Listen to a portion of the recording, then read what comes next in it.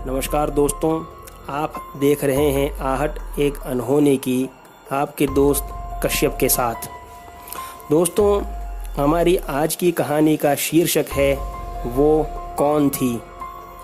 दोस्तों, कहानी में आगे बढ़ने से पहले अगर आपने मेरी चैनल को सब्सक्राइब नहीं किया तो ज़रूर कर लीजिए और ऑल नोटिफिकेशन को भी ऑन कर दीजिए ताकि आपको मेरी चैनल के वीडियोस की अपडेट तुरंत मिलती रहे। दोस्तों, आज की हमारी कहानी है मुंबई की लोकल ट्रेन की। दोस्तों, महेश जो एक सेल्समैन है, वह एक रात को अपने घर कल्याण जाने के लिए करीब 11:30 बजे रात को लोकल ट्रेन में बैठा। अमूमन ट्रेन में यात्री इस समय काफ़ी कम होते हैं और यह महेश को भी पता था, लेकिन फिर भी उन्हें आश्चर्य हुआ क्योंकि उस वक्त काफ़ी डिब्बे एकदम खाली ही थे। दोस्तों, महेश पीछे की लंबी सीट पर जाकर के लेट गया आराम करने के लिए। थोड़ी देर बाद महेश की आंख लग गई। तभी महेश को लगा जैसे उसके पाँव के पास आकर के कोई बैठा। तब उसकी आंख खुल गई और उसने देखा कि एक लड़की जो जीन्स टी शर्ट पहने थी उसके पाँव के करीब बैठी थी। तब महेश तुरंत बैठ गया और कहा कि इतने बड़े डिब्बे में तुम्हारे को इधर ही बैठना था, आगे जाकर के बैठो ना, काफ़ी जगह है, मेरे को सोने दो। लेकिन वह लड़की वहाँ से ज़रा भी नहीं हिली। तब महेश ने उससे कहा कि मैं ही चला जाता हूँ। ऐसा कहकर वह वहाँ से उठकर सामने की सीट पर जाकर लेट गया।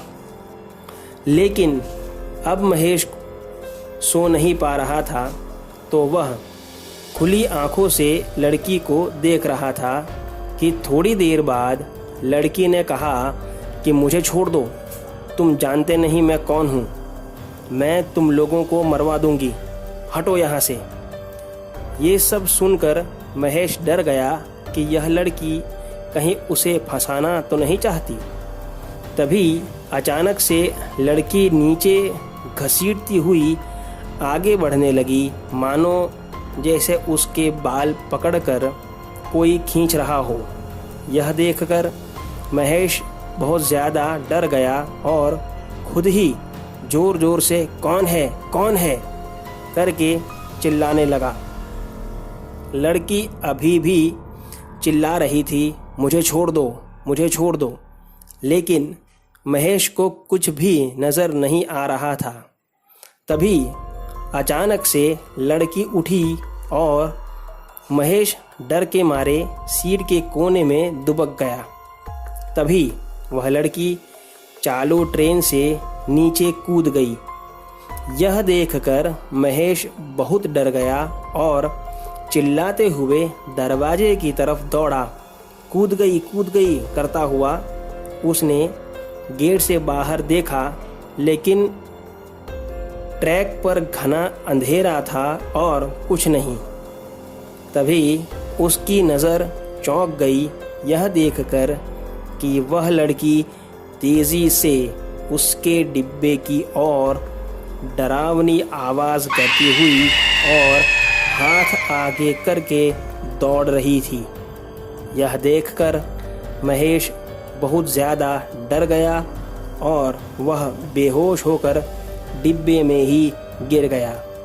जब महेश को दूसरे दिन होश आया तब वह अस्पताल में था और डॉक्टर के पूछने पर चक्कर आने का बहाना बना लिया।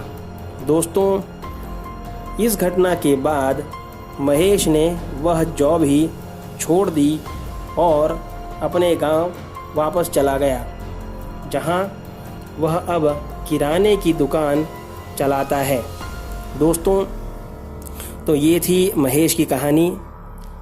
आप लोगों को ये कहानी कैसी लगी आप मुझे कमेंट बॉक्स में लिख करके ज़रूर बताइए, और आप भी आपके अनुभव मेरे ईमेल पर मुझे भेज सकते